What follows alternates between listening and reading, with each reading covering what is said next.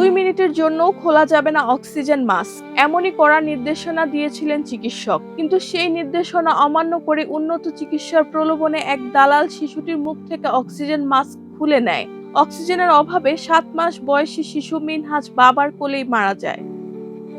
12 মে বিকালে Dhaka medical college হাসপাতালে এই ঘটনা ঘটে। এই ঘটনায় অভিযুক্ত এনায়েত করিমকে আটক করেছে পুলিশ। তিনি হাসপাতালে সামরিক বরখাস্ত হওয়া এক অফিস সহকারী বলে জানা গেছে। স্বজনদের অভিযোগ, কিডনি জটিলতায় ভোগা মিনহাজকে উন্নত চিকিৎসার জন্য রংপুর থেকে ঢাকায় আনা হয়।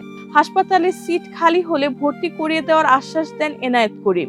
একই সঙ্গে কাঁটাবন এলাকার একটি বেসরকারি হাসপাতালে প্রতিদিন 25,000 টাকা খরচে চিকিৎসা করানোরও পরামর্শ দেন তিনি। পরিবারের সদস্যরা জানান, রোগীকে বেসরকারি ক্লিনিকে নেওয়ার উদ্দেশ্যে মিনহাজকে মুখ থেকে অক্সিজেন মাস্ক খুলে ফেলেন এনায়েত। এরপর প্রায় মাস্ক ছাড়াই 20 মিনিট শিশুটিকে হাসপাতালের ভেতর ঘোরানো হয়। পরে অ্যাম্বুলেন্সে তোলার সময় শিশুটি মারা গেছে বলে নিশ্চিত হন স্বজনরা।